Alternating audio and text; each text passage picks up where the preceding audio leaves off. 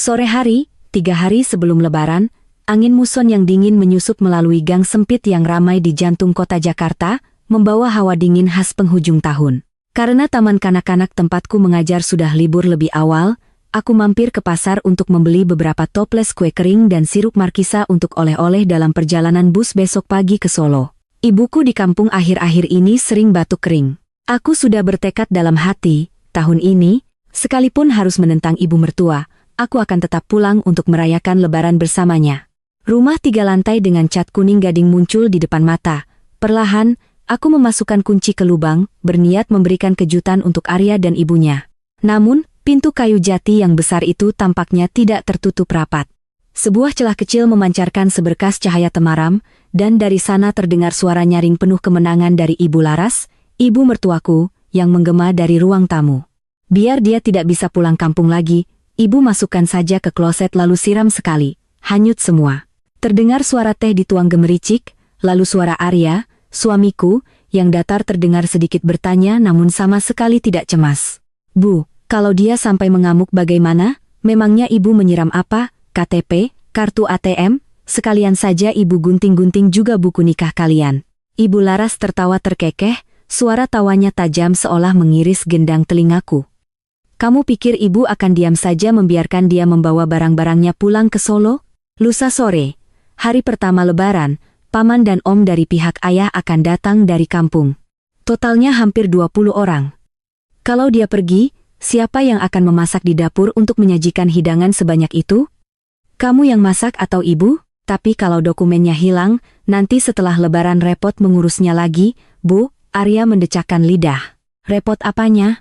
Nanti setelah Lebaran, suruh saja dia urus lagi, bilang saja jatuh. Ibu sudah pikirkan semuanya. Sekarang, tanpa kartu identitas, tanpa uang sepeser pun, ibu tantang dia bisa naik bus antar kota. Kamu pura-pura tidak tahu apa-apa saja.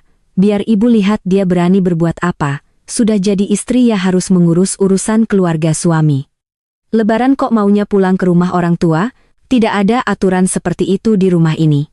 Arya terdiam beberapa detik, lalu berdeham ikut menyetujui. Ya sudah, harusnya ibu simpan saja. Kenapa harus digunting? Kan sayang. Tapi ya sudahlah, ibu. Benar juga, dia tidak akan bisa kemana-mana, jadi mau tidak mau harus di rumah mengurus dapur. Biar nanti aku hubungi beberapa langganan untuk mengantar udang dan kepiting lebih awal. Kantong berisi oleh-oleh di tanganku jatuh ke lantai keramik di teras rumah. Untungnya, tidak menimbulkan suara keras. Jantungku serasa diremas. Hawa dingin dari lantai merambat hingga ke ubun-ubun, membuat ujung jari tangan dan kakiku mati rasa. 6 tahun. 6 tahun masa mudaku kuhabiskan sepenuhnya untuk pria bernama Arya Wijaya. 6 tahun penuh kesabaran dan mengalah di hadapan seorang ibu mertua yang selalu menjaga gengsi, suka pamer pada keluarga besar, tapi begitu kejam pada menantunya. Aku selalu berpikir, jika aku tulus, batu pun akan luluh, tapi tidak. Di hadapanku sekarang bukanlah keluarga, melainkan orang-orang berdarah dingin yang siap menggunakan cara paling licik untuk mengurungku di sudut dapur mereka. Buku nikah, kartu ATM, KTP.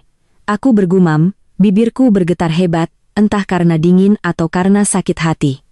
Mereka tidak hanya menghancurkan dokumen-dokumenku. Guntingan itu, air kloset itu, baru saja menghanyutkan sisa-sisa ikatan suami istri yang terakhir, menghanyutkan pula semua toleransi dan kepasrahan buta dari seorang bodoh sepertiku. Tiba-tiba, sebuah perasaan aneh muncul di dada. Bukan kehancuran atau keinginan untuk berteriak dan menangis. Tak setetes pun air mata jatuh. Jantungku, setelah syok hebat itu, perlahan menjadi dingin dan sunyi senyap, menakutkan. Aku membungkuk, memunguti kembali bungkusan hadiah, lalu diam-diam berbalik. Langkahku tidak lagi menuju pintu kayu itu, melainkan lurus ke ujung gang di mana lampu-lampu jalanan Jakarta mulai berpendar remang-remang di tengah kabut dingin. Aku melangkah keluar dari gang yang ramai itu, meninggalkan di belakang rumah 3 lantai yang baru saja menyiramkan air es ke seluruh hidupku. Angin dingin menampar wajahku berkali-kali, tapi aku tidak merasa dingin. Rasa sesak dan sakit yang luar biasa telah membekukan semua inderaku. Aku terus berjalan di tepi trotoar. Ponsel di saku mantelku tiba-tiba bergetar hebat, pesan dari Arya. Kamu sudah mau pulang? Ibu bilang nanti sekalian mampir ke supermarket, beli cumi-cumi 10 kilo lagi, ya. Langganan seafood kita ditelepon, katanya sudah habis. Ingat, beli yang besar, paman-paman dari kampung suka makan yang enak-enak. Aku menatap pesan itu, sudut bibirku sedikit terangkat membentuk senyum sinis. Hebat sekali, baru saja merencanakan untuk menghancurkan hidup istrinya, merobek-robek harga diri istrinya, dia masih bisa dengan santainya menyuruhku seperti pembantu gratisan. Kata-kata paman-paman dari kampung terdengar begitu memuakkan. Selama 6 tahun, setiap tahun selalu lagu yang sama. Kenangan lebaran-lebaran sebelumnya kembali datang, begitu jelas seolah baru kemarin. Tahun pertama menjadi menantu, pagi hari kedua lebaran, aku dengan ragu-ragu membawa tas kecil untuk meminta izin pulang ke Solo. Ibu Laras, yang sedang mengunyah kuaci, dengan ketus melemparkan kulit kuaci ke lantai. Kalau kamu pergi, siapa yang melayani tamu? Hari kedua, hari ketiga, bibi dan paman dari keluarga ayah masih akan terus berdatangan untuk silaturahmi. Kamu ini menantu kok mau kabur dari pekerjaan? Tahun depan saja pulang ke rumah orang tuamu, kan setiap tahun bisa pulang. Tahun ketiga, ketika aku baru saja mengutarakan niat untuk pulang karena ibuku sakit, Arya dengan gusar langsung menolak. Kamu ini aneh. Ibu baru saja telepon mengundang paman-paman dari desa untuk datang. Kalau kamu pulang, siapa yang ke pasar? Siapa yang memasak? Ibu sudah tua, mana kuat berdiri di dapur. Sudah, transfer saja uang untuk beli obat buat ibumu, selesai. Jangan bikin aku susah. 6 tahun lamanya aku menelan kepahitan, percaya pada apa yang disebut kewajiban sebagai menantu.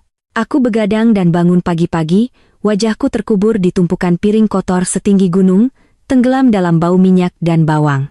Aku mengurus keluarga pihak suami, dari setiap toples kue kering hingga setiap amplop angpau, tidak ada yang terlewat, dan apa yang kudapatkan sebagai balasannya?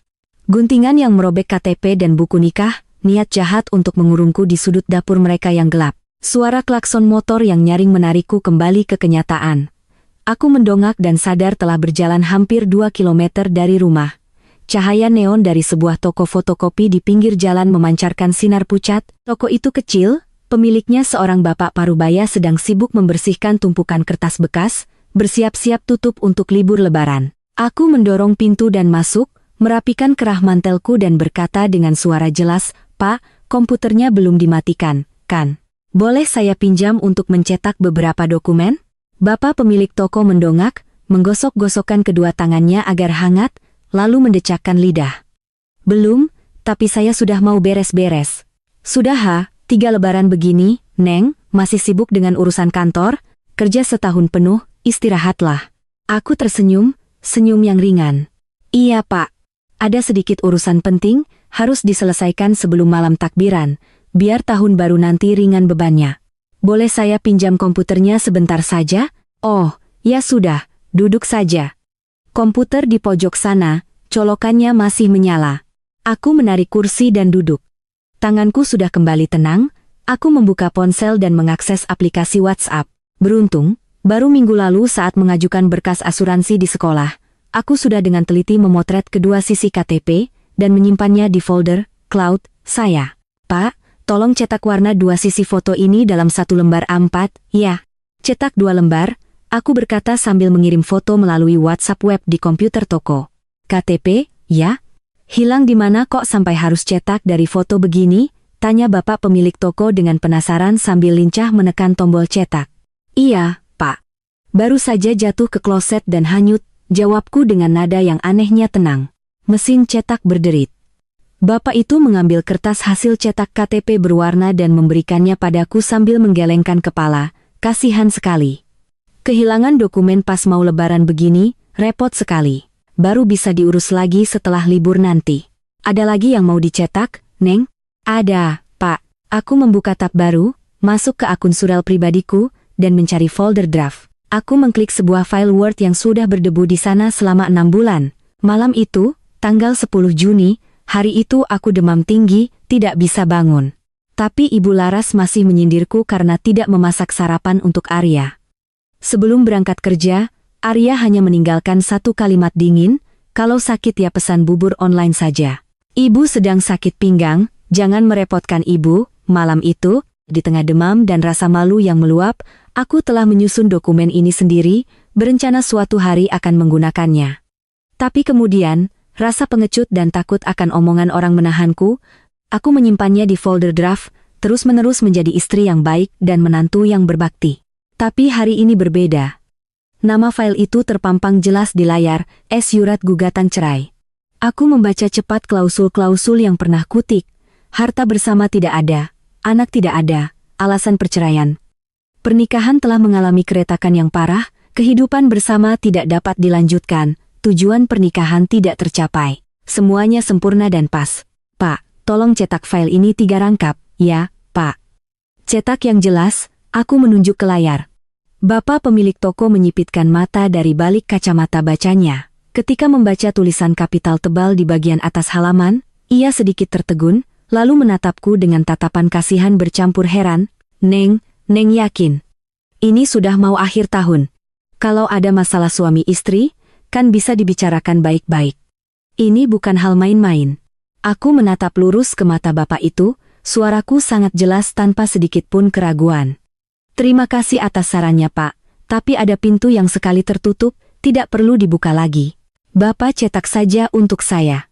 Mesin cetak kembali berbunyi, teratur dan tegas. 3 lembar kertas putih bersih keluar, membawa aroma tinta yang masih baru. Dengan hati-hati, aku menerima 3 surat itu, memeriksa setiap hurufnya. Tidak ada satu koma pun yang salah. Aku mengeluarkan selembar uang Rp50.000 dari dompet dan memberikannya kepada bapak pemilik toko. Ini Pak, uang cetaknya. Terima kasih banyak, selamat tahun baru Pak. Kebanyakan, Neng. Cuma cetak beberapa lembar. Simpan saja, Pak. Anggap saja angpau awal dari saya, untuk keberuntungan. Aku melangkah keluar dari toko fotokopi, tangan menggenggam erat bundel kertas putih yang baru saja dilipat rapi. Jalanan Jakarta kini sudah terang benderang oleh lampu.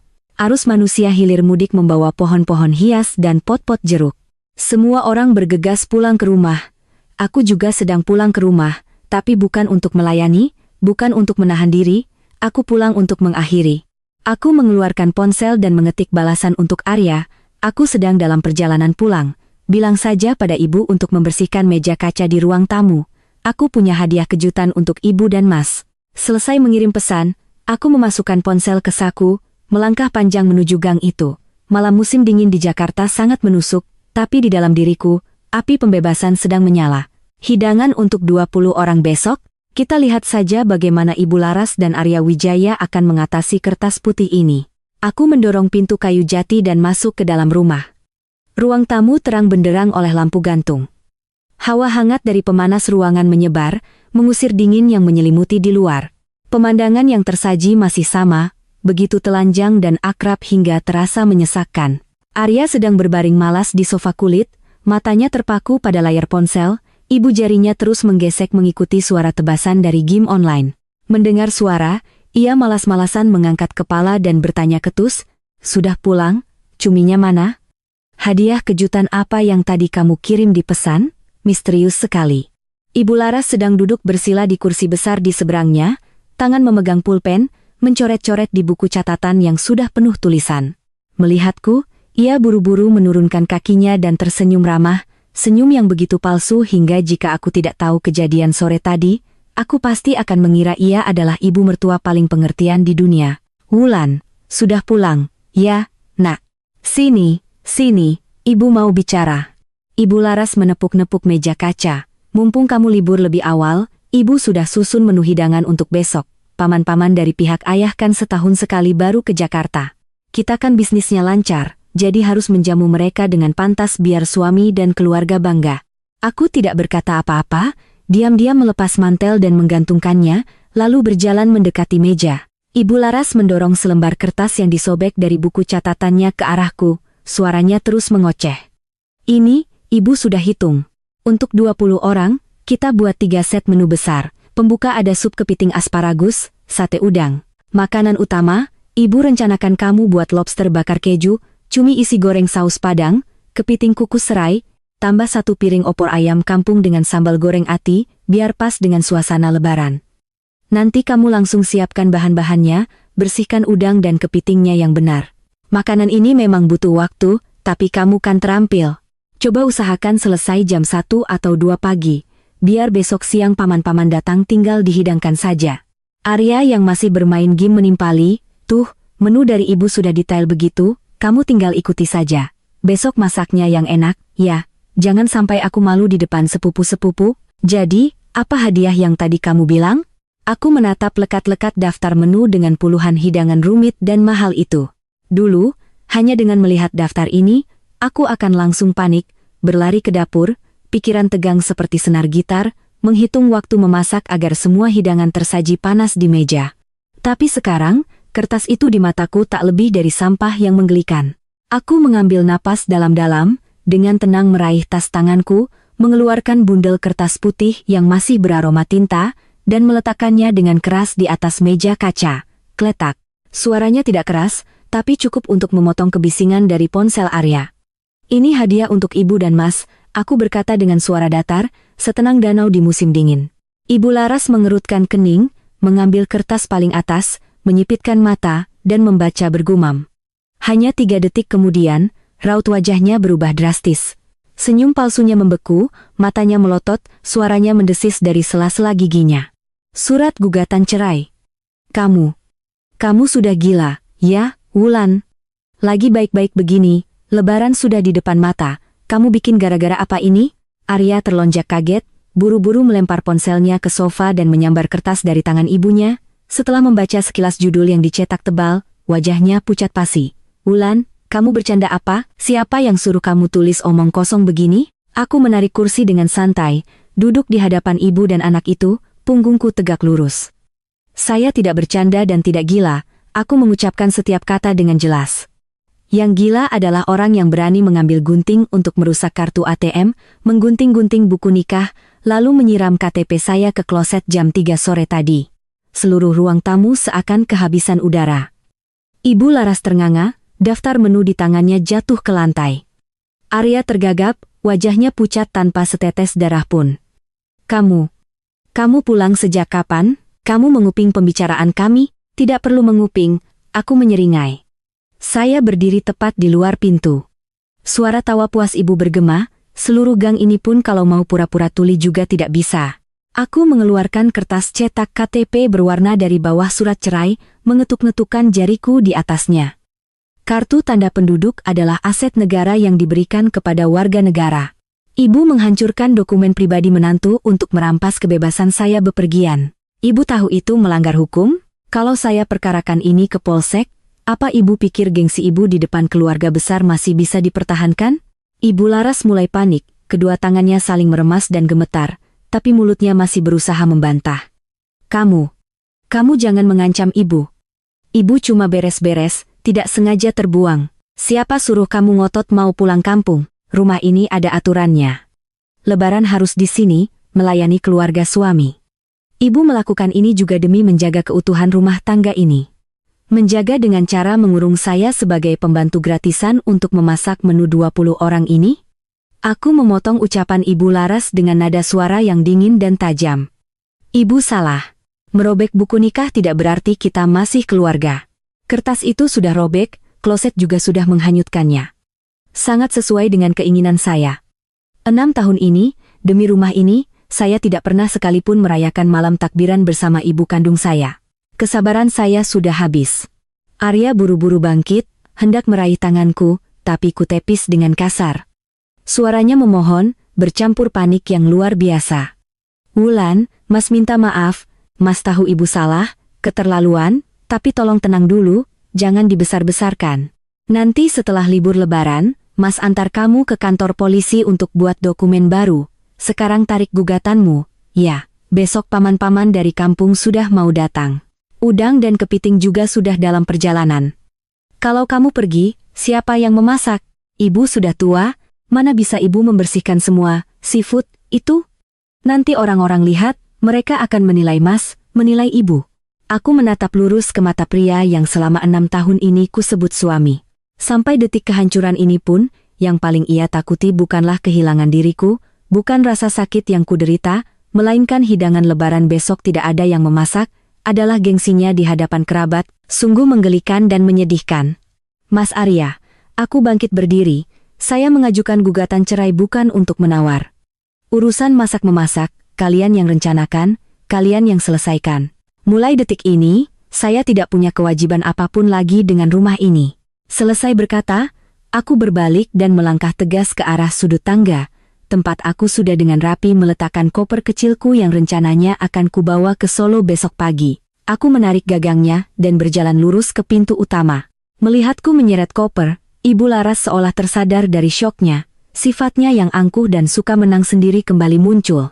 Ia menunjuk lurus ke wajahku, berteriak nyaring, "Hei, perempuan ini sekarang sudah punya sayap, ya? Kalau kamu berani, keluar saja dari sini. Tanpa dokumen, tanpa uang, kita lihat kamu bisa bertahan berapa hari." Perempuan tidak tahu diuntung. Kalau kamu sudah keluar dari pintu ini, jangan pernah kembali ke rumah ini mengemis-ngemis padaku, ya. Aku berhenti di ambang pintu, berbalik, dan memberinya tatapan paling kasihan yang bisa kuberikan. "Ibu, tenang saja. Rumah ini silakan Ibu nikmati bersama bau udang dan kepiting Ibu. Setelah libur Lebaran, pengadilan akan mengirim surat panggilan. Selamat tinggal, Bu, selamat tinggal, Mas." "Wulan, tunggu. Kamu benar-benar pergi? Terus hidangan untuk 20 orang itu bagaimana?" Suara Arya pecah, putus asa memanggil di belakangku. Aku tidak menoleh sedikit pun. Aku melangkah keluar ke teras, menarik pintu kayu jati dengan keras hingga tertutup. Brak. Pintu itu tertutup, memutus jeritan pedas Ibu Laras dan suara panik Arya, mengunci di belakangku seluruh 6 tahun kepahitan, kehancuran, dan kegelapan. Angin malam menderu melewati telingaku, dingin menusuk, tetapi hatiku terasa lapang dan ringan seolah baru saja melepaskan batu seberat 1000 ton. Aku menyeret koperku di atas aspal, melaju lurus ke arah malam Jakarta.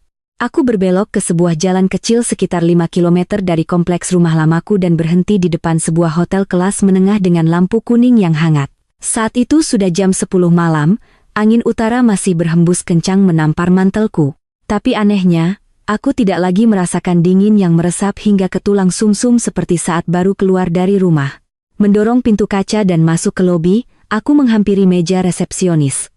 Seorang pegawai muda tersenyum, "Selamat malam, Kak. Mau pesan kamar?"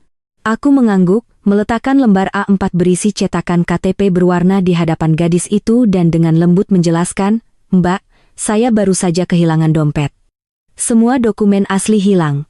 Saya hanya punya salinan cetak ini dan aplikasi identitas kependudukan digital, IKD, di ponsel untuk dicocokkan. Apa bisa saya menyewa kamar untuk 1 malam?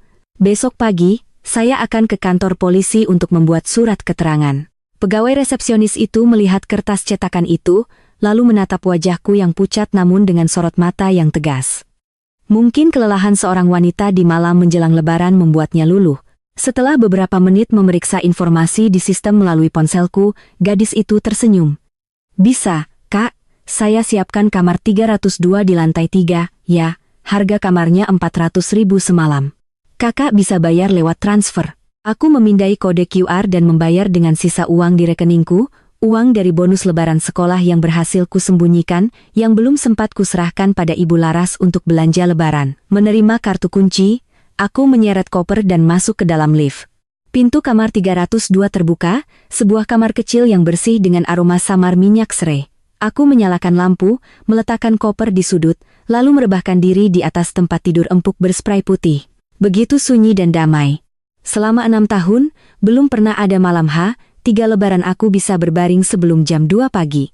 Jam segini di tahun-tahun sebelumnya, aku sedang berjongkok di lantai yang dingin, dikelilingi puluhan piring dan baskom, tanganku berbau amis ikan, perih karena tertusuk duri dan terkikis air garam. 6 tahun aku menghirup udara pengap dari suara perintah dan caci maki ibu mertua serta tatapan acuh tak acuh Arya. Malam ini, aku bisa menghirup dalam-dalam aroma minyak esensial yang menenangkan. Tidak ada yang mengawasi, tidak ada yang memarahi. Untuk pertama kalinya, aku merasa hidup sebagai manusia. Tiba-tiba, ponsel di tasku bergetar hebat, memecah keheningan. Layar menyala menampilkan nama Arya. Aku tidak menjawab, hanya menggeser ke mode senyap, lalu meletakkannya di meja. 10 detik kemudian, serangkaian pesan dari WhatsApp dan SMS datang bertubi-tubi, membuat layar berkedip tanpa henti. Pesan pertama, pukul 22.15, nadanya masih arogan dan mengancam, "Kamu bawa koper kemana? Hebat ya, jangan harap bisa kembali ke rumah ini lagi. Semua dokumen hilang, kartu ATM juga rusak, aku mau lihat kamu bisa bertahan berapa hari, jadi menantu bukannya melayani keluarga suami, malah bertingkah. Ibu sekarang lagi naik darah, tuh, cepat pulang dan minta maaf sama ibu? Aku membacanya sekilas, sudut bibirku sedikit terangkat membentuk senyum tipis. Masih lagu lama. Mereka pikir aku ini burung kenari dalam sangkar yang sudah jinak, hanya perlu diancam dan diputus bantuannya, maka akan tunduk kembali dan mengakui kesalahan. Aku membiarkan ponsel itu, berdiri, melepas mantel, dan pergi ke kamar mandi untuk mencuci muka dengan air hangat. 15 menit kemudian, aku keluar. Layar ponsel kembali berkedip-kedip. Kali ini, frekuensi pesan lebih padat dan nada suara Arya mulai berubah. Pukul 22.35, halo, kenapa telepon tidak diangkat? Kamu sudah pulang, belum? Toko seafood sudah antar barang, nih, sebanyak ini, bagaimana membersihkannya? Ibu tanya, kamu simpan pisau tajam untuk membersihkan lobster di mana? Dicari-cari tidak ketemu, pukul 22.50, Wulan, balas pesanku. Rumah berantakan sekali. Ibu tadi coba potong tali kepiting, malah dijepit sampai tangannya berdarah, cumi-cuminya licin sekali. Ibu bilang baunya amis bikin mual, tidak sanggup mengerjakannya. Cepat pulang, aku sudah belikan soto Betawi di ujung gang untukmu. Pulang makan, lalu bantu ibu beres-beres. Aku mengambil ponsel, membayangkan kekacauan di dapur yang pernah kukelola. Ibu Laras, wanita yang selalu membanggakan kemampuannya di depan keluarga besar, sebenarnya selama 6 tahun ini tidak pernah menyentuh pekerjaan apapun selain menunjuk-nunjuk dengan jarinya.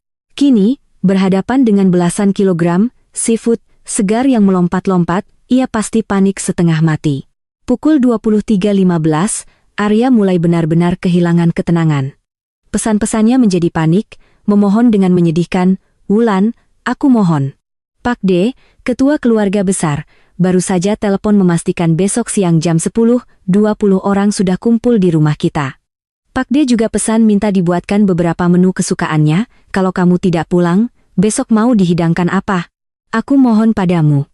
Soal dokumen, setelah lebaran aku antar kamu urus, aku ganti 10 kali lipat pun tidak apa-apa. Aku tahu ibu salah, kamu di mana sekarang, aku jemput kamu sekarang juga. Melihat kata-kata putus asa di layar, hatiku dipenuhi rasa kasihan yang mendalam. Tamparan ini pada harga diri ibu dan anak itu terlalu keras, terlalu sakit. Mereka selalu menginjak-injak hasil kerjaku, menganggap pengorbananku sebagai kewajiban yang wajar, hingga saat aku menarik diri, mereka langsung runtuh hanya karena beberapa ekor kepiting dan ikan. Ternyata, gengsi mereka, kekuasaan mereka hanya serapu itu. Aku mengetik perlahan satu baris pesan. Semua urusan di rumah ini kan selama ini ibu yang atur. Menu juga sudah ibu susun detail. Kalian berdua urus saja sendiri hidangan untuk keluarga besar. Saya sibuk, jangan cari saya lagi, tekan tombol kirim. Setelah itu, aku dengan tegas masuk ke pengaturan, memblokir nomor telepon, memblokir WhatsApp, memblokir semua cara komunikasi dari Arya. Layar menjadi gelap, duniaku sepenuhnya bersih, perutku tiba-tiba keroncongan. Sejak sore tadi sibuk berlari ke sana kemari, belum ada makanan yang masuk, aku mengenakan kembali mantelku, turun ke lobi hotel. Tepat di seberang gang, masih ada warung soto Betawi yang buka hingga larut malam. Uap mengepul dari panci kuah yang harum beraroma kayu manis, pala, dan tulang sumsum menyatu dengan embun malam Jakarta. Bang, soto daging 1, kuahnya yang banyak, ya. Aku duduk di kursi plastik hijau, memesan makanan. Siap, Neng. Penjualnya ramah, menyendokkan kuah mendidih ke dalam mangkuk soto yang putih. Aku mengambil sumpit, perlahan menyuap soto panas ke mulut. Kuahnya gurih, dagingnya empuk. Uap panasnya seakan membangunkan seluruh tubuhku yang lelah. Enak, sungguh sangat enak. Mungkin ini adalah mangkuk soto terenak yang pernah kumakan selama 6 tahun terakhir. Bukan makan terburu-buru, bukan menelan sambil mendengar omelan untuk mencuci piring, tidak perlu mengawasi suasana hati siapapun. Selesai makan, aku membayar, lalu berjalan santai kembali ke hotel. Aku naik ke tempat tidur, menarik selimut tebal hingga menutupi dada, lalu memejamkan mata. Tidak ada lagi suara omelan, tidak ada lagi kekhawatiran besok harus melayani siapa. Untuk pertama kalinya setelah 6 tahun menjadi menantu, aku tenggelam dalam tidur yang nyenyak dan damai di tengah malam yang dingin. Drama besok pagi untuk ibu dan anak itu masih menanti. Pagi hari H, 2 Lebaran, seberkas sinar matahari musim pancaroba yang langka menembus tirai jendela kamar 302, menyinari kasur putih bersih. Aku meregangkan tubuh, bangun setelah tidur panjang tanpa mimpi, seluruh badan terasa ringan. Tidak ada suara piring beradu, tidak ada teriakan, "Wulan, ke pasar, Wulan, siangi sayur, Wulan, sudah bumbui daging, belum." Suasana begitu sunyi hingga aku bisa mendengar jelas suara burung gereja bercicit di balkon. Aku menyeduh sebungkus kopi instan yang tersedia di meja, lalu perlahan duduk di kursi dekat jendela. Aku membuka ponsel, menonaktifkan mode pesawat. Begitu sinyal masuk, ponselku langsung bergetar hebat, seolah mau meledak. Puluhan panggilan tak terjawab dari nomor tak dikenal, pasti Arya yang meminjam ponsel orang lain.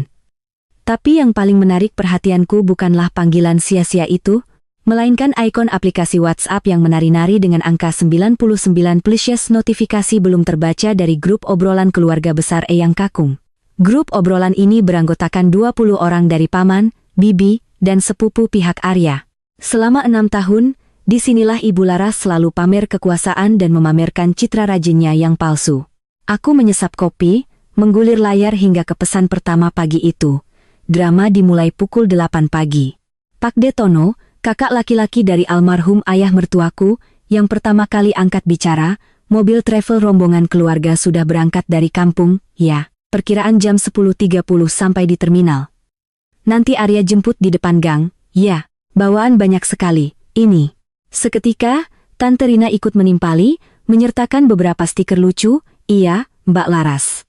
Anak-anakku dari kemarin sudah tidak sabar mau makan lobster bakar keju yang Mbak ceritakan. Nanti bilang Wulan buat yang banyak, ya. Anak-anak makannya banyak, sama cumi isinya juga. Tahun lalu buatan Wulan enak sekali, bibi yang lain tak mau ketinggalan. Wah, menantu Mbak Laras memang setiap tahun sibuk siapkan hidangan besar. Mbak paling enak, ya, tinggal duduk manis, semua sudah diurus Wulan. Aku sudah kangen opor ayam buatan Wulan, nih. Jam 10.30 sampai, bilang dia siapkan piring-piringnya, ya. Perut sudah keroncongan dari tadi di jalan. Aku membaca rentetan pesan itu, bertanya-tanya, selama 6 tahun ini, di mata mereka, aku ini seorang menantu atau hanya koki gratisan? Mereka seenaknya memesan menu seolah ini restoran.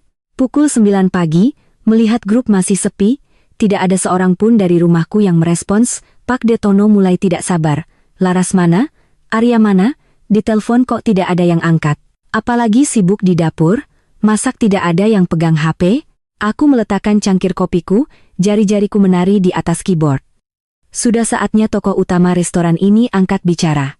Aku mengetik perlahan setiap kata, memeriksa ejaan dengan teliti, lalu menekan tombol kirim. Pesanku muncul dengan jelas di tengah layar grup obrolan. Selamat pagi, Bapak, Ibu, Om, dan Tante sekalian. Mohon maaf, tahun ini saya ada urusan mendadak, jadi tidak bisa menyiapkan hidangan untuk menjamu semuanya. Mohon maaf sekali lagi, untuk urusan persiapan seafood dan memasak 3 set menu untuk 20 orang hari ini, sudah saya serahkan sepenuhnya kepada Ibu Laras dan Mas Arya. Selamat menikmati perjalanan dan selamat merayakan Lebaran. Hanya 3 detik setelah pesan terkirim, grup obrolan seakan membeku. Tak ada yang memberi reaksi, tak ada yang membalas. Keheningan menyelimuti aplikasi selama 5 menit, cukup untuk kubayangkan puluhan ponsel di mobil travel itu sedang dioper dari tangan ke tangan untuk membaca pesanku. Lalu, bom itu pun meledak. Ibu Laras mengetik dengan huruf kapital semua, langsung menandai namaku. Wulan, kamu bicara sembarangan apa di sini? Hah, kamu mau menkoreng muka ibu? Hapus pesan itu sekarang juga. Aku dengan tenang mematikan notifikasi dari Ibu Laras, tak berniat merespons. Kemunculannya yang panik dan terbata-bata, justru membuat api semakin berkobar. Pak Detono langsung membalas, nadanya berubah dari antusias menjadi tajam. Ini maksudnya apa, Laras? Wulan bilang begitu maksudnya apa? Jadi sekarang di rumahmu belum ada yang masak? Sebentar lagi kami sampai? Kamu bilang urus sendiri itu bagaimana? Tante Rina ikut panik, ya ampun, Mbak Laras. Kemarin Mbak telepon ke rumah, janji-janji bilang sudah beli 15 kilo seafood segar untuk menjamu kami. Sekarang menantumu tidak masak? Apa Mbak mau turun tangan sendiri mengolah udang dan kepiting untuk kami semua? Sejak kapan Mbak bisa masak makanan begituan? Ibu Laras mulai membela diri dengan menyedihkan, kalimatnya meloncat-loncat, salah ketik di mana-mana. Pak D, Tante Rina, mohon pengertiannya. Wulan lagi ngambek, tiba-tiba kabur ke rumah orang tuanya dari semalam. Dia tinggalkan tumpukan udang dan kepiting di dapur. Saya sudah tua, tadi dicapit kepiting sampai tangan sobek, darahnya tidak berhenti. Arya lagi sibuk telepon cari catering yang bisa antar makanan. Bibi yang lain langsung mengirim stiker marah. Catering mana yang mau terima pesanan 3 set menu seafood 2 lebaran begini? Mbak ini bercanda, ya? Sudah mengundang seluruh keluarga besar, janji macam-macam, sekarang malah membiarkan menantu kurang ajar begitu. Hidangan tidak ada, jadi kami datang ke sana untuk melihat Mbak dan anakmu menangisi tumpukan seafood mentah. Saat itulah Arya baru berani muncul untuk membela ibunya. Pak D, Om, Tante, saya mohon maaf 1000 kali. Di rumah sedang ada masalah. Pak D tetap arahkan mobil ke terminal saja, saya sedang pesan beberapa paket nasi kotak dengan ayam goreng dan rendang dari warung. Nanti diantar langsung. Siang ini kita makan seadanya dulu, ya? Tapi nasi sudah menjadi bubur, gengsi para tamu dari kampung sudah terlanjur terluka. Pak D Tono mengirim pesan suara, suaranya menggelegar bercampur deru mesin mobil travel yang bising.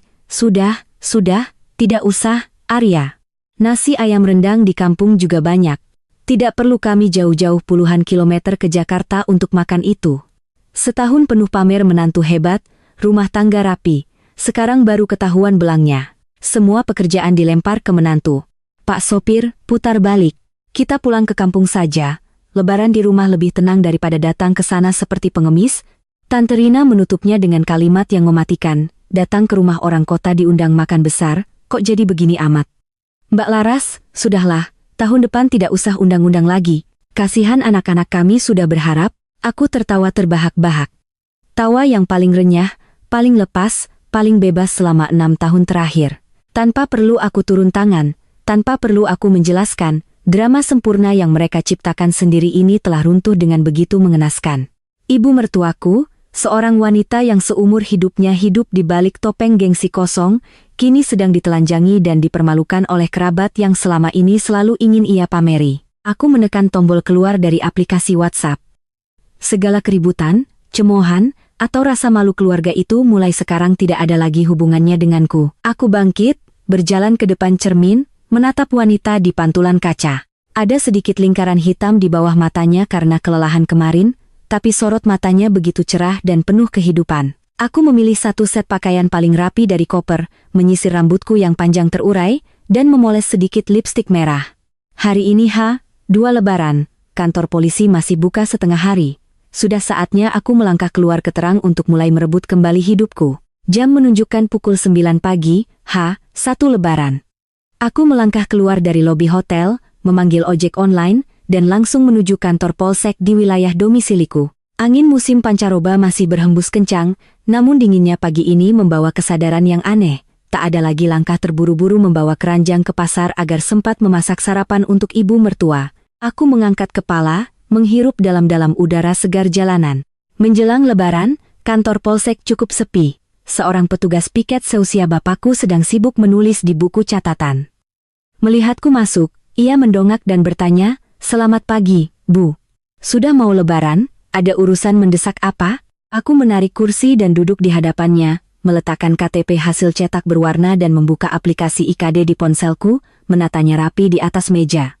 Aku berdeham, menjaga agar suaraku tetap jelas dan lugas. "Selamat pagi, Pak. Kemarin saya tidak sengaja kehilangan seluruh dokumen identitas asli, termasuk KTP. Besok pagi, saya harus naik bus ke Solo karena ada urusan keluarga yang mendesak. Saya kesini untuk meminta petunjuk prosedur pelaporan kehilangan dan memohon surat keterangan identitas diri agar bisa membeli tiket dan bepergian." Petugas itu mengambil kertas cetakan, memeriksanya, lalu membandingkannya dengan layar ponselku. Wajahnya terlihat lebih santai, penuh simpati. "Wah, jatuh di mana dompetnya, Bu? Kehilangan pas mau lebaran begini, kasihan sekali." "Sial betul. Nanti baru bisa diurus lagi setelah libur panjang. Untung Ibu sudah pasang IKD level 2. Ibu silakan ke meja di sana, ambil formulir laporan kehilangan, isi data lengkap, ya, nanti saya stempel. Ibu bisa bawa itu untuk beli tiket, tidak akan ada yang mempersulit." "Baik, terima kasih banyak, Pak." Memegang formulir di tangan, aku menulis setiap baris dengan teliti, nama, bulan, tempat lahir, Solo, status perkawinan. Berhenti sejenak, aku dengan tegas menulis kawin, tapi sudut bibirku sedikit terangkat. Ini akan menjadi kali terakhir aku harus menulis status yang mengikat ini. Ketika petugas itu membubuhkan stempel merah di atas surat keterangan identitas diriku, aku dengan hati-hati melipatnya dan memasukkannya ke dalam saku terdalam tasku. Memegang kertas itu, aku merasa langkah kakiku menjadi begitu mantap. Tanpa Arya, tanpa keluarga itu, aku, tetap eksis secara sah dan terhormat. Meninggalkan kantor polisi pukul 10.30 pagi, aku membuka ponsel dan mencari alamat sebuah kantor hukum di Jalan Gatot Subroto yang kutahu masih buka hingga hari ini. Mendorong pintu kaca kantor hukum Bintang Keadilan, seorang pengacara wanita berusia sekitar 40 tahun dengan setelan jas hitam yang rapi menyambutku. "Selamat siang, Mbak. Saya pengacara Santi. Setengah hari lagi, kantor kami tutup untuk libur lebaran. Ada urusan apa yang begitu mendesak?" Aku duduk di sofa dan langsung ke pokok permasalahan tanpa basa-basi. "Ibu Santi, saya ingin mengajukan gugatan cerai sepihak. Antara saya dan suami tidak ada harta gono gini yang berarti dan belum punya anak. Seharusnya prosesnya sederhana, tapi kemarin sore, ibu mertua dan suami saya dengan sengaja menggunting dan menghancurkan buku nikah asli saya." Pengacara Santi sedikit mengerutkan kening, mengetuk-netukkan pulpennya ke meja, menghancurkan buku nikah untuk mempersulit perceraian. "Kasus seperti ini sudah sering saya tangani, Mbak, bukan yang pertama. Mereka pikir dengan merobek kertas bisa melarang istri bercerai." "Mbak tenang saja, hukum sudah mengatur semuanya dengan jelas." Aku mencondongkan tubuh, mendengarkan setiap katanya dengan saksama. "Lalu, apa yang harus saya lakukan, Bu?" "Setelah lebaran, saya ingin segera mendaftarkan gugatan ke pengadilan." Ibu Santi tersenyum menenangkan, mengambil secarik kertas dan menulis beberapa catatan. "Kalau tidak ada yang asli, kita pakai salinan." Setelah liburan selesai, hal pertama yang Mbak lakukan adalah membawa KTP atau surat keterangan identitas yang baru Mbak buat itu ke kantor urusan agama, KUA, kecamatan tempat kalian dulu menikah. Minta kepada petugas untuk dibuatkan duplikat kutipan akta nikah. Bilang saja yang asli hilang. KUA menyimpan arsipnya di sistem, mereka akan mencetak salinan dengan stempel merah yang kekuatan hukumnya sama persis dengan aslinya. Mendengar itu, batu yang menyumbat tenggorokanku seakan lenyap. Aku menghela napas lega. "Setelah dapat duplikatnya, bagaimana, Bu?" "Lampirkan duplikat itu bersama surat gugatan cerai sepihak, fotokopi KTP, dan surat keterangan domisili, lalu daftarkan langsung ke pengadilan agama tingkat kabupaten, kota di tempat suami Mbak tinggal.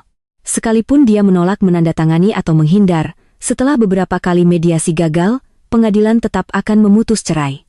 Mbak tenang saja, tidak ada yang bisa memaksa Mbak untuk hidup dalam pernikahan yang tidak Mbak inginkan." Aku mengeluarkan uang dari dompet untuk membayar biaya konsultasi.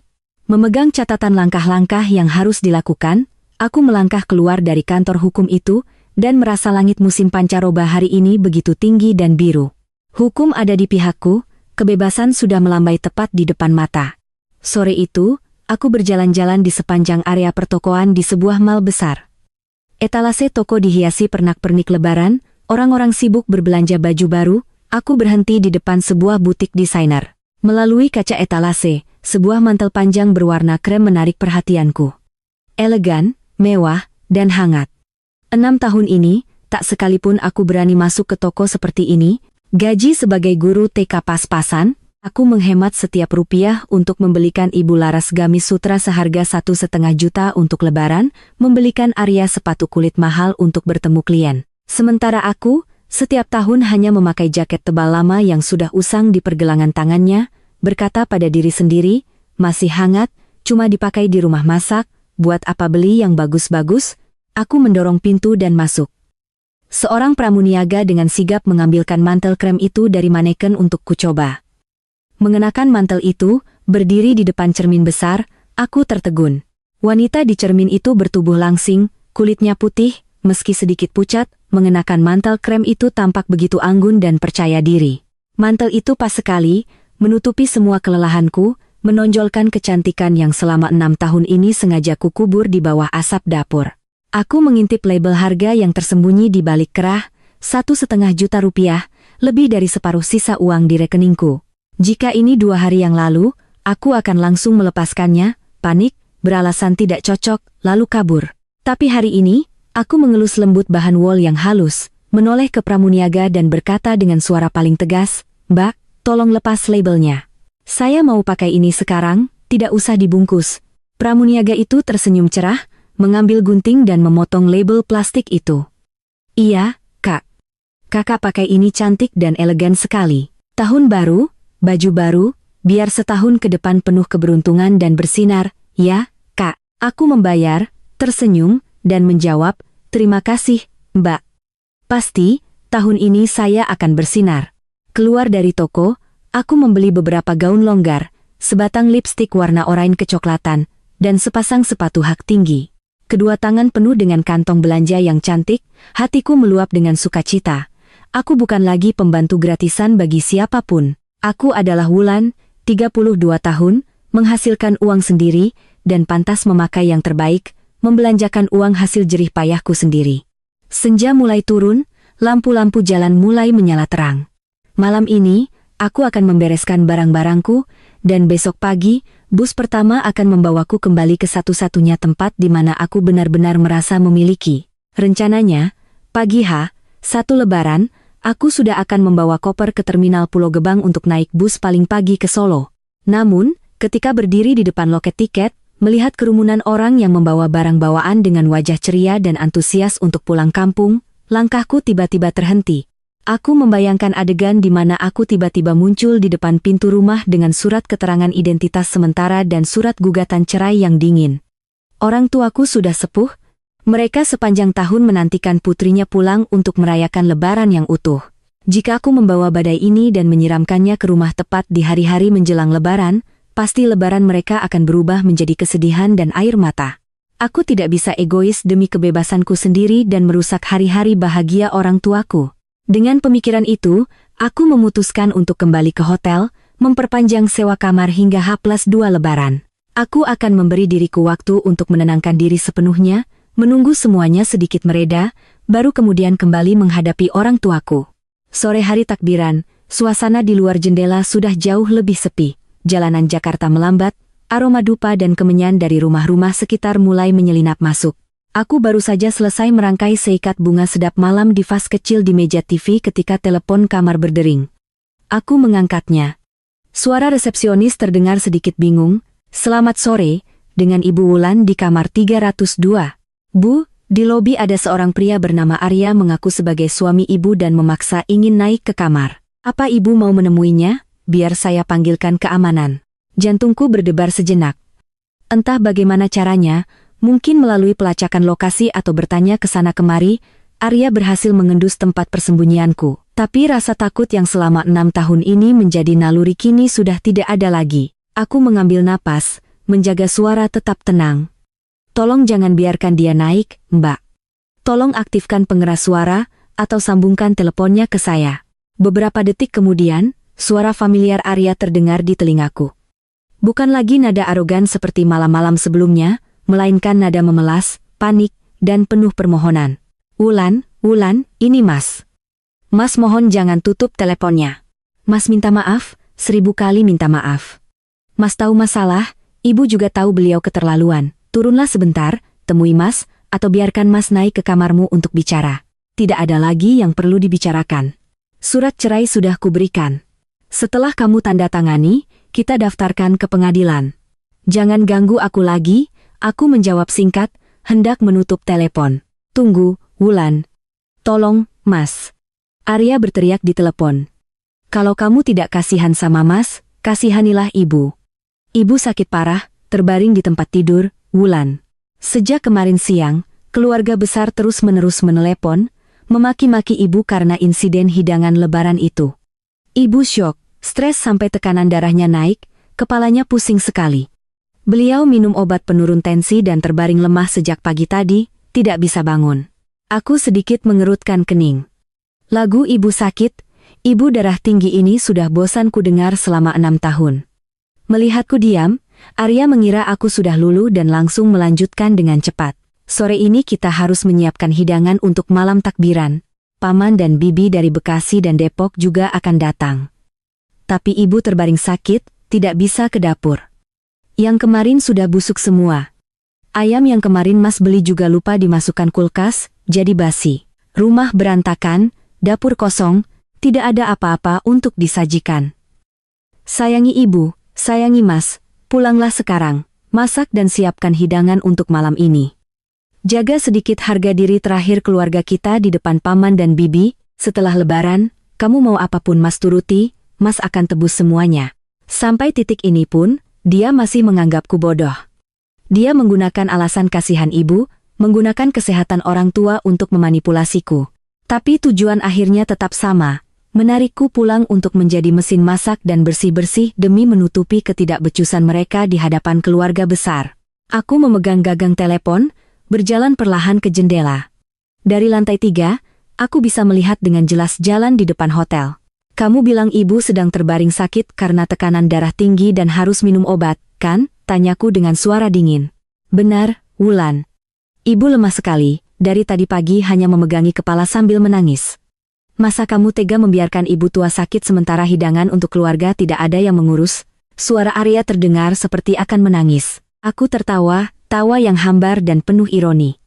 Mataku terpaku pada sudut jalan di seberang hotel, tepat di bawah pohon ketapang yang meranggas. Di sana, motor Honda Beat milik Arya terparkir di tepi jalan, dan berdiri di sebelahnya, bersembunyi di balik batang pohon agar tidak terlihat dari lobi, adalah Ibu Laras.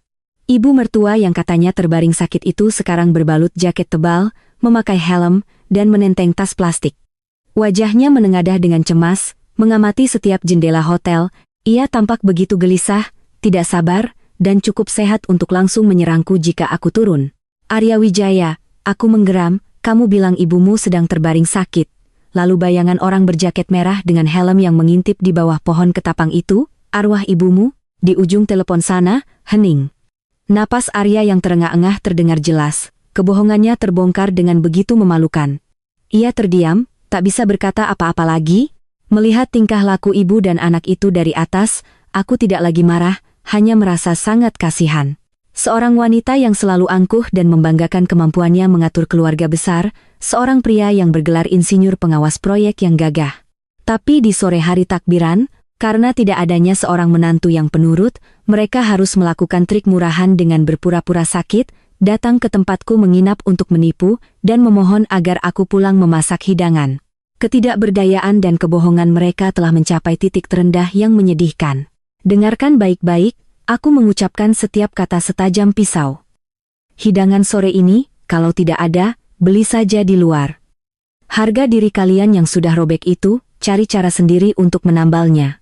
Aku ulangi sekali lagi, sejak ibumu menggunting dokumen-dokumenku, aku bukan lagi menantu di rumah itu. Pulanglah, dan jangan pernah datang ke sini untuk berakting lagi. Aku menjauhkan telepon dari telinga, berkata kepada resepsionis, Mbak, tolong tutup teleponnya. Minta satpam untuk mengusir pria itu. Kalau dia membuat keributan, langsung telepon polsek saja. Suara Tut yang kering terdengar, memutus segalanya. Aku bersandar di bingkai jendela, menatap ke jalan di bawah. Arya berjalan gontai keluar dari lobi, bahunya terkulai seperti penjudi yang baru saja kalah telak. Ibu Laras melihat anaknya keluar dan langsung menghampiri, menggerak-gerakkan tangan menanyakan sesuatu. Arya dengan kesal mengibaskan tangannya, menunjuk ke arah lantai atas hotel, lalu memarahi ibunya. Ibu dan anak itu bertengkar hebat di trotoar, lalu dengan marah naik ke motor dan melesat pergi meninggalkan kepulan asap hitam. Skenario malam takbiran di keluarga itu, aku bisa membayangkannya dengan mata terpejam.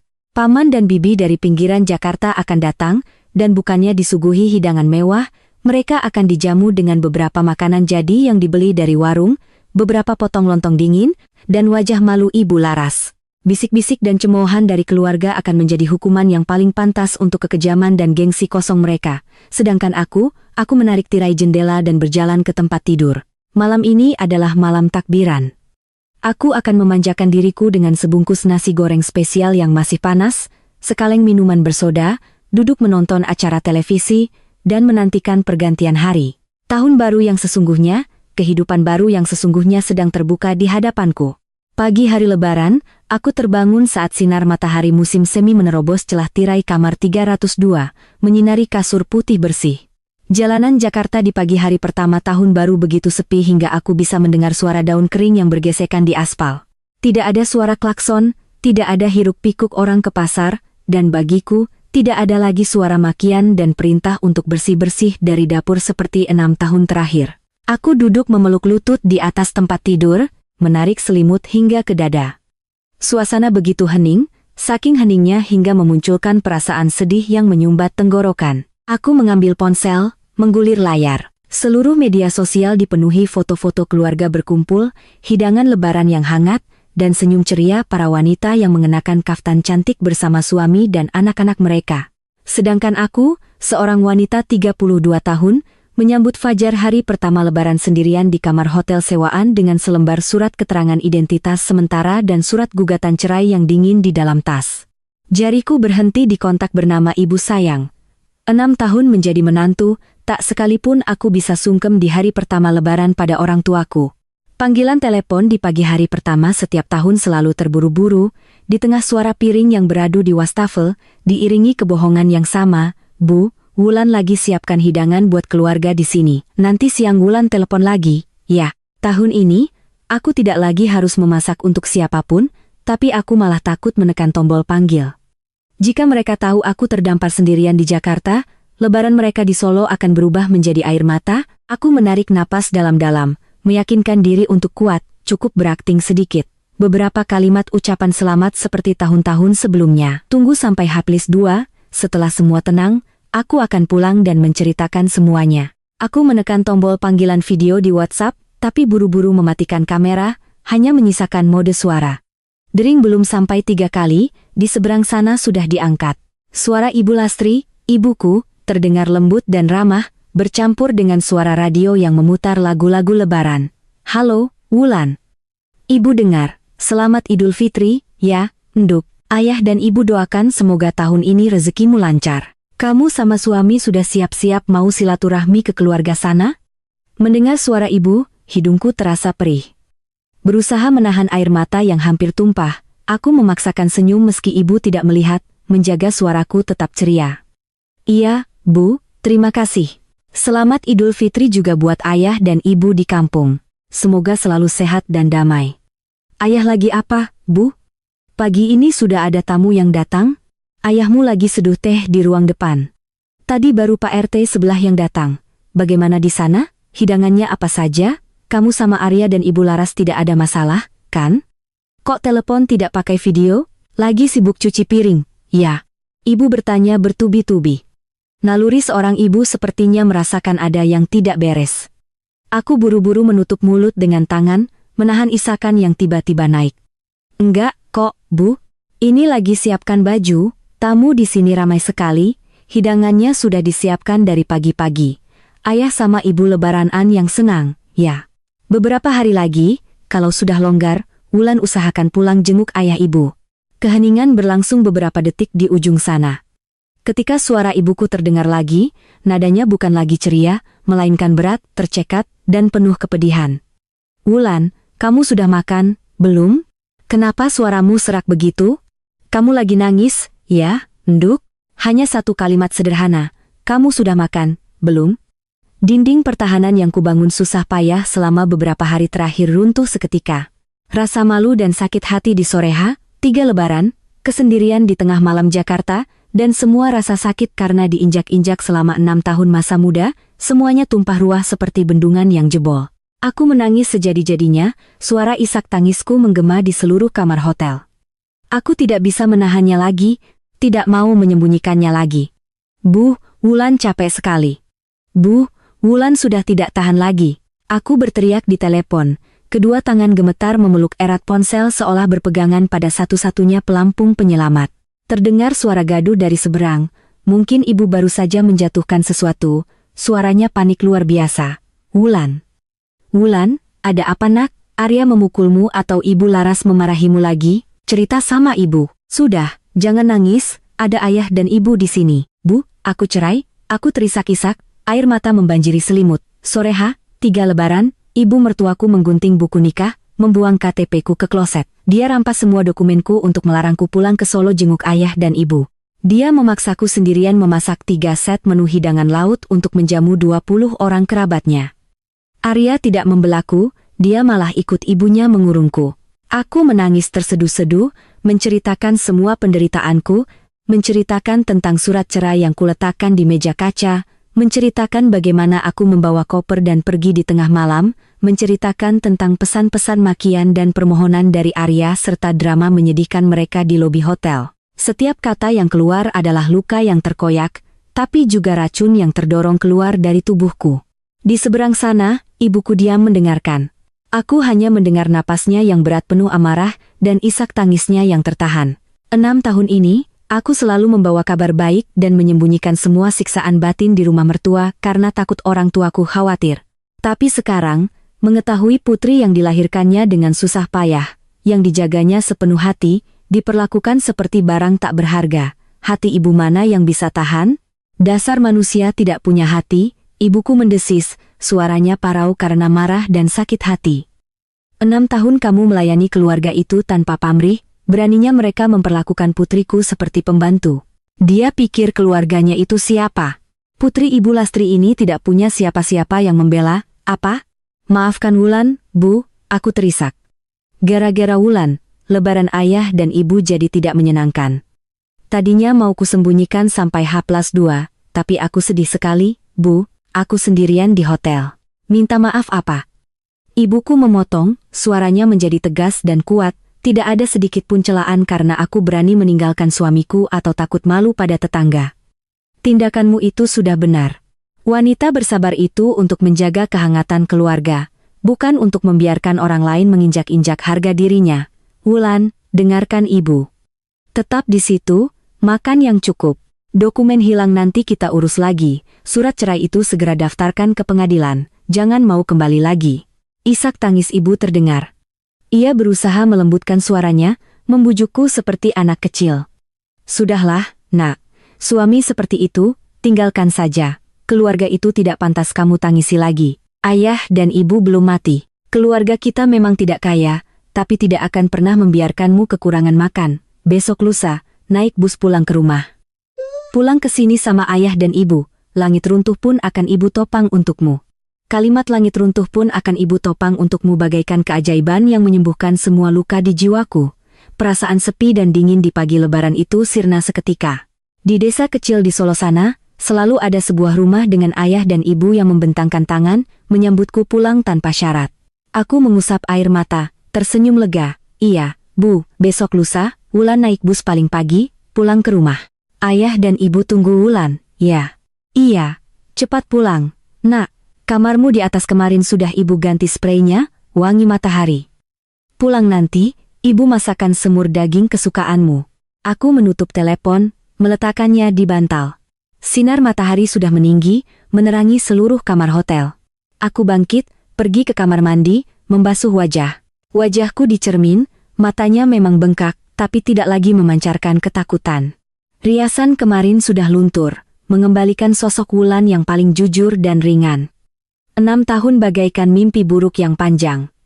Tapi berkat guntingan kejam itu, aku tersentak bangun. Dan berkat panggilan telepon penuh air mata pagi ini, aku tahu jalan di depanku tidaklah sepi. Besok, bus pertama tahun baru akan membawaku meninggalkan kota ini, kembali ke tempat yang sesungguhnya bernama rumah, tempat untuk memulai segalanya kembali. 8 hari setelah Lebaran, hiruk-pikuk Jakarta kembali normal. Tepat pukul 9 pagi, aku sudah berada di kantor urusan agama, KUA, kecamatan tempat 6 tahun lalu aku dan Arya dengan gembira mengurus pernikahan kami. Dengan KTP yang baru saja diterbitkan ulang berkat identitas kependudukan digital, aku mengisi formulir permohonan duplikat kutipan akta nikah. Hanya 30 menit kemudian, salinan akta nikah dengan stempel merah sudah ada di tanganku. Memegang berkas lengkap, aku naik taksi menuju kantor hukum Bintang Keadilan. Ibu Santi dengan teliti memeriksa setiap dokumen, lalu mengangguk. Bagus, sudah lengkap semua, Wulan. Saya akan mewakili kamu mendaftarkan gugatan cerai sepihak ke pengadilan. Tapi untuk menghemat waktu, saya sarankan kamu menelepon suamimu untuk terakhir kalinya, beritahu dia berkas sudah akan masuk pengadilan. Jika dia punya harga diri dan mau menandatangani surat kesepakatan cerai bersama, prosesnya akan jauh lebih cepat, menghindari pengadilan mengirim surat panggilan berkali-kali, nanti tetangga jadi bahan omongan. Aku mengangguk, meminta izin untuk keluar ke koridor dan menelepon Arya. Blokirnya sudah kubuka. Setelah 3 kali dering, telepon diangkat. Halo? Suara Arya serak dan lelah, tak ada lagi nada angkuh atau mengancam seperti sebelum lebaran. Ini aku menjaga nada suaraku tetap datar, profesional. Berkas gugatan cerai dan duplikat akta nikah sudah kuserahkan pada pengacara. Sore ini akan didaftarkan ke pengadilan. Aku telepon untuk memberitahumu agar bersiap menerima surat panggilan. Di seberang sana, terdengar helaan napas yang berat dan sangat lelah. Wulan, apa kamu benar-benar sudah tidak punya perasaan lagi? Kamu tidak memberiku, tidak memberi ibu, jalan keluar sama sekali? Aku tertawa, tawa kering yang menggema di dinding koridor. Jalan keluarku sudah disiram ibumu ke kloset sore hari H, 3 Lebaran. Tidak punya perasaan? Perasaan yang kubangun selama 6 tahun sudah kalian injak-injak tanpa ampun. Sekarang kamu malah menyalahkanku? Arya terdiam lama. Terdengar suara pemantik api, mungkin ia sedang menyalakan rokok. Beberapa hari Lebaran kemarin, rumah ini seperti neraka. Wulan, suara Arya bergetar penuh kepahitan. Waktu hari H, rombongan Pak Detono putar balik pulang ke kampung. Sore takbiran, ibu menyuruhku beli beberapa ekor ayam dan daging di warung untuk disajikan. Rencananya mau mengundang paman dan bibi dari Bekasi. Tapi ternyata kerabat di kampung sudah menelepon dan menceritakan semuanya, tidak ada satupun yang mau datang. Mereka malah menelepon, menyalahkan ibu, bilang ibu munafik, mengeksploitasi menantu sampai rumah berantakan. Ibu malu sekali, tekanan darahnya naik dan harus dirawat di UGD pas malam takbiran.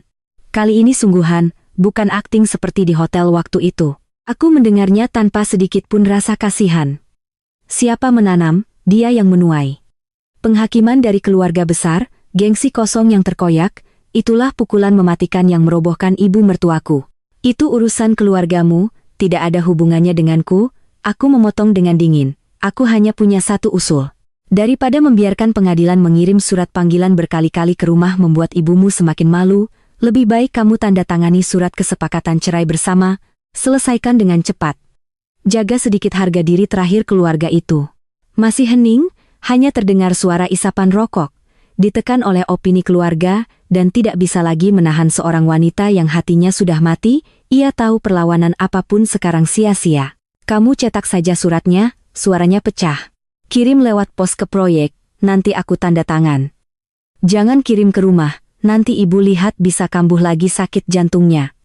Aku sudah tidak punya muka untuk bertemu denganmu lagi.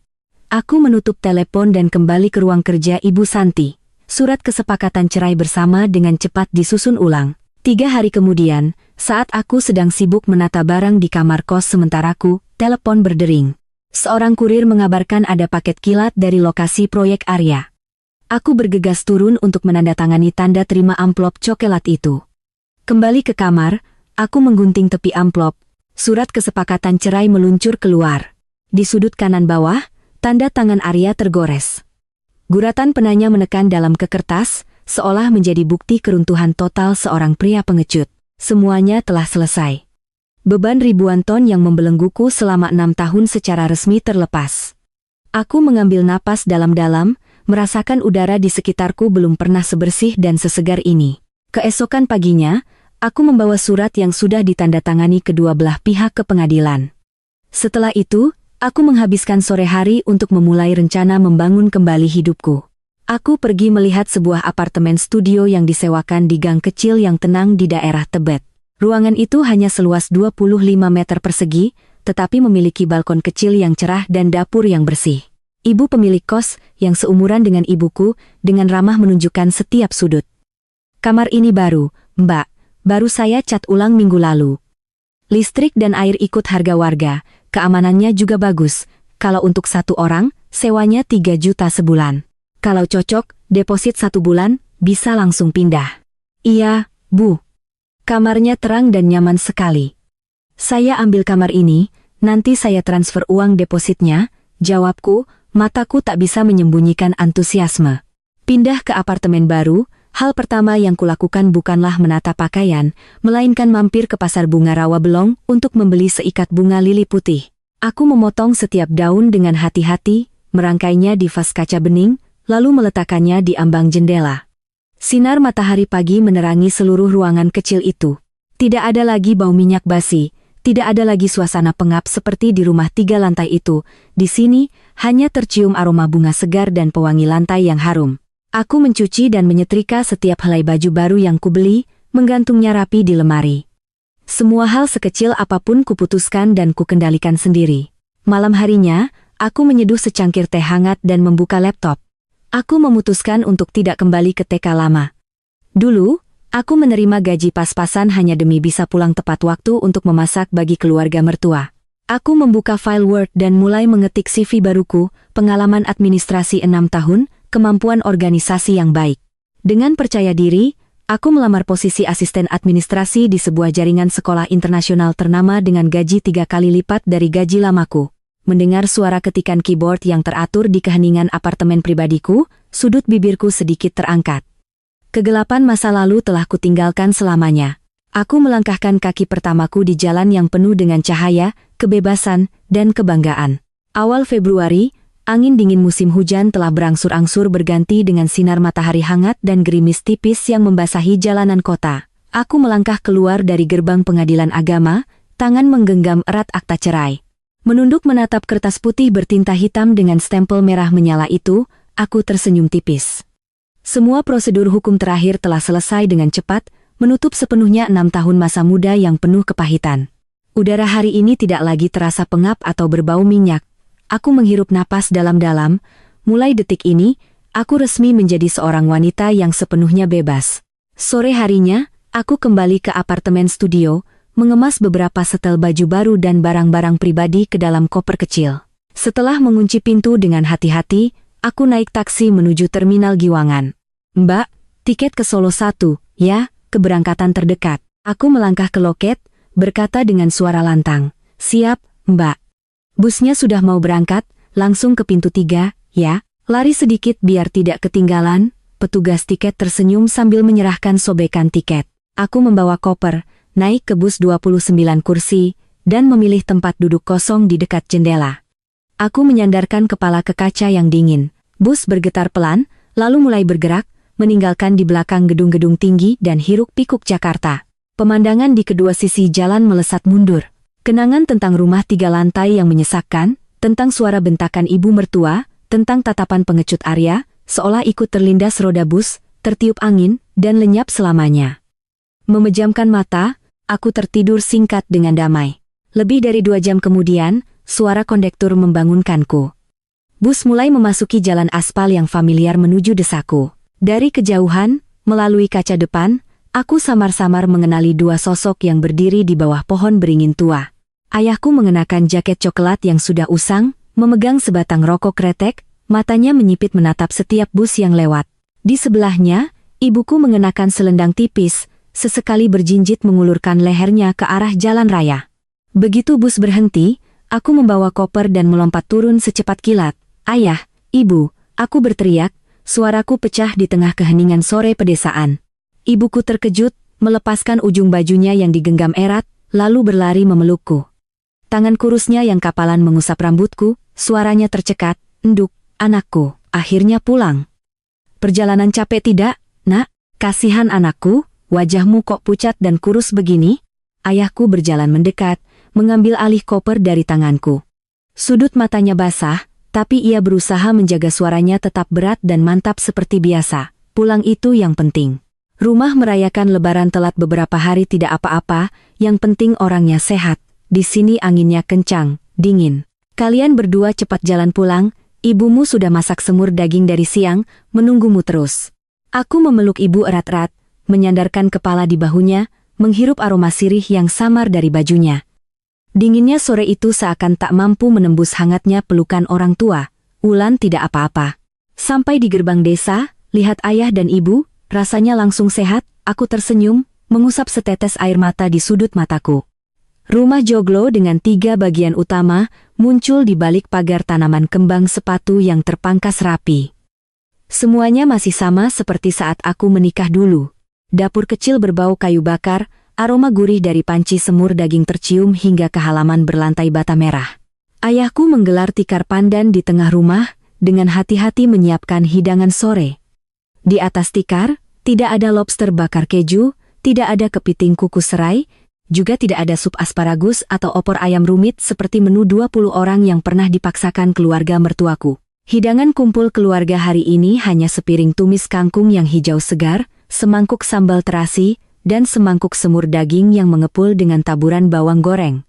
Ibuku menyendokkan nasi putih, mengambil sepotong daging tebal yang berwarna coklat keemasan, dan meletakkannya di mangkukku. Makan, nduk.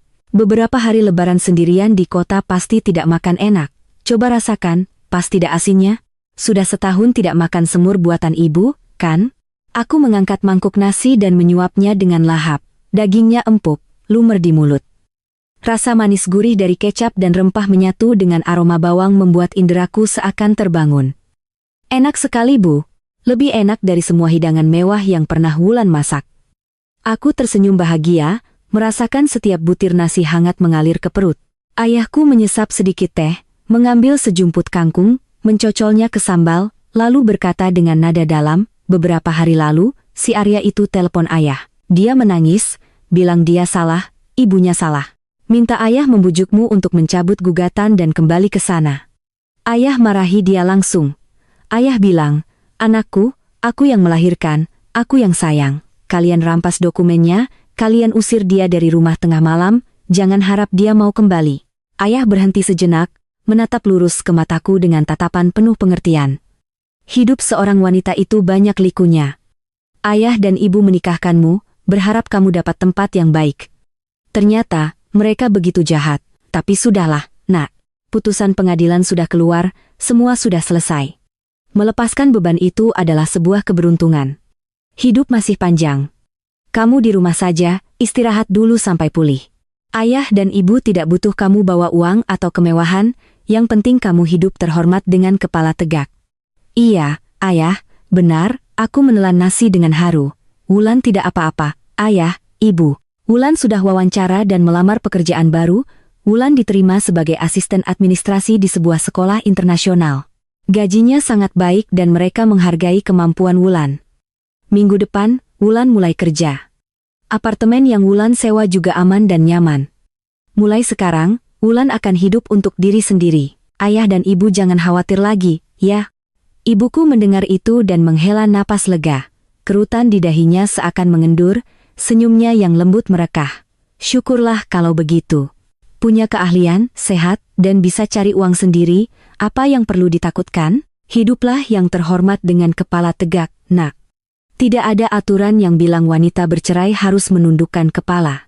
Makan sore yang tertunda itu berlalu dalam suasana tawa dan kehangatan. Tidak ada tatapan curiga, tidak ada celaan, hanya ada cinta tanpa syarat dari keluarga. Makan malam reuni ini, meskipun terlambat, adalah hidangan paling utuh dan damai dalam 6 tahun terakhir bagiku. Malam itu, aku meringkuk di dalam selimut yang beraroma matahari dari jemuran ibu, mendengarkan suara serangga malam di luar, hatiku terasa begitu tentram. Menengok kembali seluruh rangkaian hari yang telah berlalu, dari sore yang dingin di depan pintu kayu, mendengar suara gunting yang merobek dokumen, hingga saat aku meletakkan kertas putih itu di atas meja kaca, aku menyadari sebuah kebenaran yang mendalam. Selama 6 tahun, aku telah mengikat diriku pada label istri yang baik, menantu yang berbakti, secara buta percaya bahwa kesabaran dan pengorbanan tanpa batas akan dibalas dengan cinta dan hormat. Tapi aku salah besar. Sikap mengalah dan berkorban tanpa syarat di hadapan orang-orang egois hanya membuat mereka semakin arogan dan kejam. Kekuatan terbesar seorang wanita tidak pernah terletak pada berapa banyak hidangan yang bisa ia siapkan, berapa banyak caci maki yang bisa ia tahan, atau berapa banyak air mata yang ia telan demi menjaga topeng kebahagiaan palsu. Kekuatan sejati seorang wanita terletak pada keberaniannya. Keberanian untuk menatap lurus pada kekejaman, keberanian untuk melepaskan hal-hal yang tidak lagi pantas untuknya, dan di atas segalanya, keberanian untuk melangkah keluar dari kegelapan, menghancurkan semua rintangan dan prasangka untuk merancang kembali kehidupan yang cemerlang dan membanggakan. Selembar buku nikah bisa dirobek oleh gunting, kartu ATM bisa dipatahkan, tetapi kehidupan, nilai, dan harga diri seorang manusia, sama sekali tidak ada gunting yang bisa menyentuhnya, kecuali kita sendiri yang dengan sukarela menundukkan kepala dan membiarkan mereka melakukannya. Besok, fajar akan menyingsing, dan musim semiku kini baru benar-benar dimulai. Kisah ini adalah pengingat bahwa kekuatan sejati seorang wanita terletak pada keberaniannya untuk memilih kebahagiaan dan harga dirinya sendiri. Apa pelajaran yang dapat Anda ambil dari cerita ini? Jangan ragu untuk berbagi pandangan Anda dan ikuti terus kisah-kisah inspiratif lainnya.